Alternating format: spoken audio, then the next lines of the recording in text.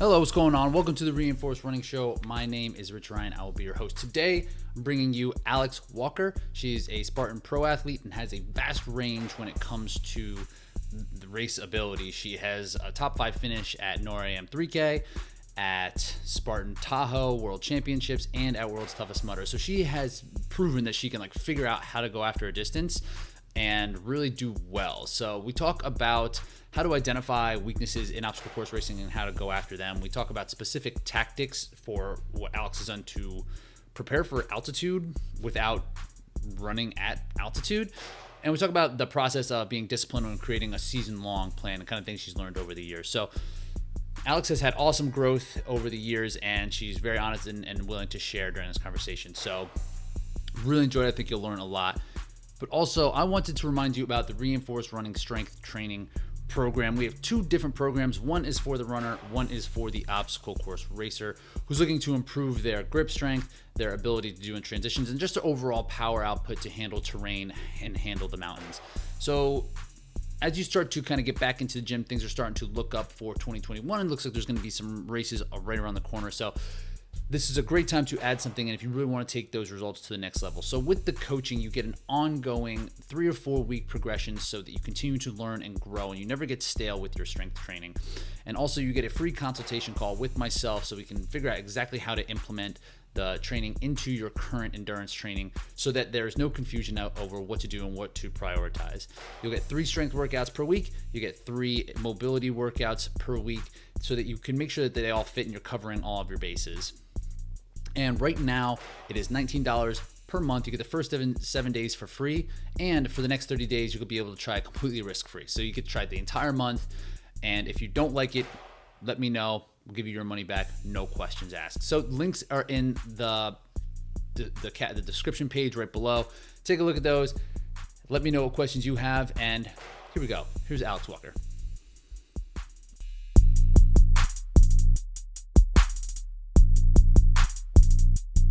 When you were able to get through that cheese, is there a specific way to get through it? Yes. So if you jump on it and you were to lean your body completely only on one side, so matching your hands only on one side, the cheese board actually will turn almost slightly, and that's what's going to make you slip off. So if you stay down the middle with your hands on both sides and just start moving across the holes down the center of it, then you won't have an issue. Is what I finally got when I got through it. Does momentum become an issue then? Can you swing from those holes? And the holes are kind of small, right? So even on both sides are probably pretty. So there's only 2 small holes and 2 big holes, but you can swing. So I ended up, if you see the Georgia rig, I skipped a hole. They had a rope, a giant, really thick rope. And my grip at that point was really upset with me. So I lashayed from the blue cheese to the bar. Oh my God. Oh, and so literally when I landed on the bar, my eyes, you could see me. I felt like I was I landed on the bar. Oh my God. I did a Hail Mary. And then you had to lachey again, right? No, at that point I just had to kick the bell with my foot. Oh, you could reach it with your feet? Yeah. Huh. So are you so at the Ninja Gym then, I mean, you didn't do that specific lachey, obviously, but are you working on that? Is that something that you're constantly I do a lot of lacheying. Yeah. I do a lot of lacheying. I do a lot of even one arm trying to just because that lower lat is so important. A lot of people don't realize it. They always, I see people do pull-ups, they kind of come down just slightly, but they forget that there's a whole lower lat that you really need to allow that to activate. So that when you get in situations where you have to lachey or you have to move around, that all those little muscles are ready to handle that. So you're doing that a lot through the obstacle work and because that can be a problem, right?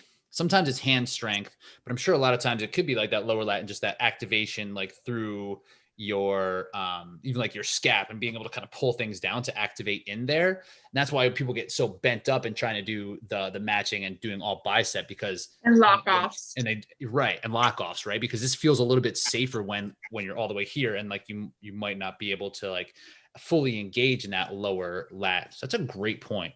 And so is most of the practice then, because it could be different, right? If you're doing scap pull-ups, right? Like you might be able to get some of that scaption and down into your lat, but like dynamic motion's a little bit different. So like, are you practicing through this in the gym as well, or mostly through the obstacle practice that you're like making sure that you're using everything? I do it in the gym also. So I do a lot of like dead hanging off of one arm and then the other arm. Or when I do my pull-ups, I make sure that I sit for 10 seconds at the bottom before I go up again. I make sure that when I like lower myself on my pull-up, that I fully relax at the bottom instead of holding it. That way I'm like, so like your shoulders come up to your ears kind of, and then kind of yeah. Huh. That's interesting. And has that been a point that you've made trying to improve like that activation, or is it something that just kind of happened with this practice over time? I think it's just come over time. I don't know if you were around for the Battle Frog days, but back then the rigs were worse than Savage sometimes. Not Savage with the cheese board, but like some of the other rigs. And so you'd have to do them 4 times because they would have 2 rigs and you had to do it twice. And sometimes they had an 80-foot rig at their world championship. And so my biggest issue was like being able to grip. I can move from obstacle to obstacle if it's a couple feet apart, but anything that got where I had to be completely at arm's length without swinging caused issues, that strength. So I like sat at a rig for 5 hours at Battle Frog Championship because I could not get through the last rig. I had a nap. I ate some food. I had rope burn galore. It was a really bad shower at the end of the day, but I realized at that point, like, hey, I got to go home and fix this. Like clearly that wide grip and being able to move around with a more 4-foot span is where I need to be. So it's just come from things like that. Anytime I mess up, I usually go home upset with myself and like, okay, what do I need to do now to figure out to be better? So in that specific sense, you found that when you're super far apart, the strength what would it be on your front arm then? Was that where you really would need to engage in to try to like pull down the bar wasn't there? Like what was the weak, what did you decide was the weak point in that? So it was more like if you did like a wide pull up, like, cause they're all different, right? So if you're over here, you're super engaged in your like if you're doing like close pull-ups, the moment you open up and you had to use those lower lats to be able to like move that muscle, men have that just naturally, women do not. So that's where I had to learn that when I couldn't swing very well, because swinging and using your body is a big thing, but the moment I couldn't, that's when my strength would kind of fail me. Mm-hmm. Right. And sometimes you can't count on that always if the conditions are bad or, things just go wrong on OCR. So what did you do to shore that up? For that example, you went back and you're like, all right, I can't have this happen again. Like, let me make sure that if this case ever happens again, I can get through the rig in less than 5 hours. What would you, like, how did you go about doing that? Wide pull-ups, and then I bought 2 ropes that you would normally like see on a rig, and I put them wide apart, and I went to the gym and just practiced being able to transition from the rope to the other rope with a wide grip, just over and over again. Even if it was like 10 minutes a day, that's 10 minutes of my time that I put towards something that I had a weakness on. So like, how fast do you think, for you in particular, how fast do you think you need to be? Like, what would you like to see? I think maybe a little bit faster, but nothing too crazy, because I think at the end of the day, the cool thing about OCR is that it is a equalizer. So a good example is you have Lauren Stroud and Renee, who just came into the world of OCR, and they are both, 15 something 5Kers. But here we have someone who's a 17 something 5K, and they're hanging with each other. They're shoulder to shoulder at races. And I think the technical running of Spartan, where we're having to run through mud and very different type of terrain, and then also pick up heavy things, equalizes things. So I tell people, like, don't try to yes, it's great to run big times and it's cool to win Strava crowns on the road and all of those things. But at the end of the day, that's not what's going to make you podium at those races. It's hitting the trails, getting on the terrain. That's very similar to racing. I do a lot of trail running. I know with the pandemic, I did a lot of road running just because that is where I needed to get that threshold a little bit higher. Yeah. But I'm back to being on the trails. I'm back to using my technical terrain. Like if you look at Lindsay, she spends a lot of time on the trails and she's very good at going up and down them. That's a good point. And it's a good point to mention, like, yes, when you get onto the road, like you can, like there's a, like it's easier to work like your energy systems on the road, right? Like if you need to improve your threshold, like the road's probably gonna be a little bit better than a trail. But like once that improves, you got to put that on the trail so that you can make sure that you're getting those type of results that you want to get. Do you find yourself, because anymore, like those times are pretty good. Those are like good times that you're running, right? Like, do you find yourself getting sucked into that at all? Or do you know it's a means to an end, or are you fighting that back and forth? So I don't particularly love road running at all. So even though I'm seeing cool times, I'm like, oh, I don't really care. I want to be back on the trail. Because the trails, like, it's really fun to see. I run a lot with a group of runners here in San Antonio that are marathoners. They qualified for the Olympic trials, and on the road, they whoop my butt. And I'm like, bye, like when we're doing intervals. But when we hit the trails, it's a completely different ball game. So it's really fun to see them being a minute or two behind me when we do intervals on a trail, or we're doing hill repeats or anything like that on technical terrain. So you're still able to see where the actual work that is going to translate, like that's like where it needs to be. Like you're like, yes. And do you just make sure you get onto the trails like as much as possible then? I try to be on trails right now every single day, to be honest. I do a little bit of road running, but I try to be on the trails on a daily, maybe not hitting them hard every single day. Sometimes it's just to shuffle through, even though that's when I tend to fall down a lot more. But that's usually what I like to be. And it's just a great place and happy place to work on your form, because form on the road and form on trails are completely two different things. And that seems to be a bit of a theme when it comes to how you're preparing yourself. It's like making sure you're covering your bases kind of like a lot. So it's not like, was that a lesson that you had to learn? Like, have you gone overboard in your training doing one thing before, or has it always been like almost moderation to an extent? Like, have you had to kind of balance that out? That has come over the years. So I started OCR in 2014, and this has probably been the first year that I've been a little bit smarter with my training, in the sense that, like, an example, Savage Race Houston was this past weekend. I chose not to go, even though it was a 3-hour drive to it, because I didn't want to taper another week off and then race when I'm in a specific block for mountain running. So even though I could have gone there and won some money, that's not what I wanted to do, because now I'm thinking the bigger goals are more important. But I have been that person where I wanted to do everything, and I raced every single race, and I've worked on every single thing. And I wanted to do 24-hour races and short courses. And Yancey's been like, oh my goodness, Alex, whatever makes you happy, I'm happy to train you. But he would also be like, but you can't overtrain all the time. So I'm slowly kind of, I guess, as I'm getting older, and I'm 36, and my body isn't reacting as a young little 20-year-old would.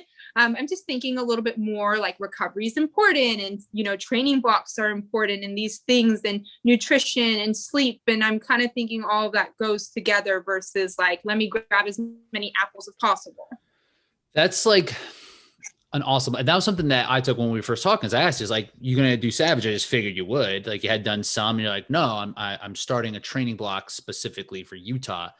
And I was like, that is like not very OCR like, usually it's like OCR people, it is that way. It's just whatever opportunity is available. It's like people jump on it. So having the discipline to say no because of a race that's happening in, I don't know, how long is that? Like 12 weeks, 16 weeks? How far is Utah? A while from now. So like you had the discipline to really be like, no, I have bigger goals, and looking down, like even this weekend, it would matter. Like I can't not build up to the place where I want to feel completely prepared without this weekend.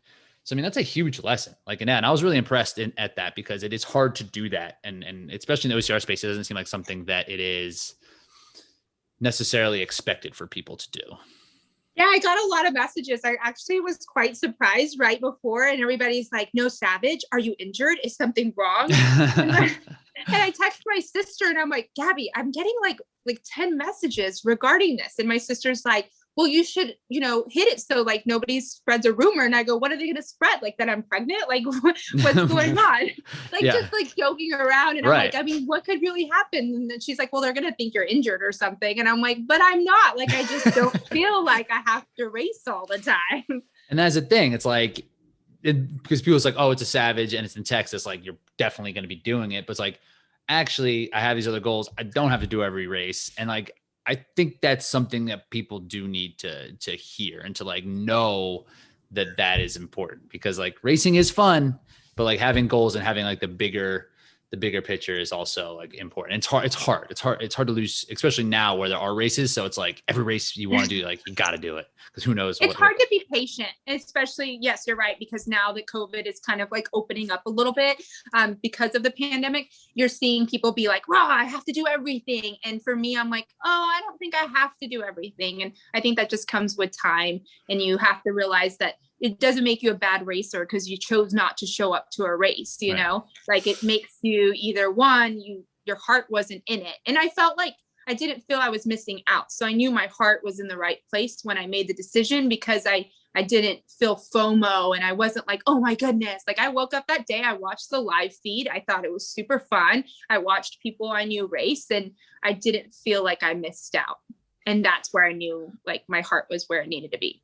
It's just the right decision. Exactly. And like, that's one thing that actually COVID has helped me with, is the like idea of how time will pass and that nothing is going to change because of the time that is necessarily passed. I guess it's like a whole year without racing. It didn't change that I wanted to train. It didn't change how I felt about myself from racing or not racing. So now it's like, it is easier for me from this perspective to have that type of patience, because like, okay, like, yeah. And I just had like an injury, and usually I would freak out. I'd like, everything would crash down, but I'm like, I missed the whole year of races. Like I can not train, not like run for a couple weeks, and I'll be fine. Like I understand how time works. So, so that's cool. I'm glad one bad race or one missed race doesn't make you a bad athlete or a lesser athlete than you already are. Right. So like, yeah, just keeping that, but it's hard, right? It's hard to separate those sometimes. All right, cool. Well, I'll let you run. I know it's been about an hour or so. It's been really fun chatting with you, but what are some of the goals this year for you? I know you mentioned the series, but what are you thinking? Definitely the series. And I hopefully, OCR World Championship or Tahoe. And then I kind of this year, I'm not really planning things out as much as I'm just like rolling with what I feel like doing, because like you said, I've kind of done everything before. Like I've done the longer races and the shorter races. So I'm just kind of going wherever I feel like I want to go right now.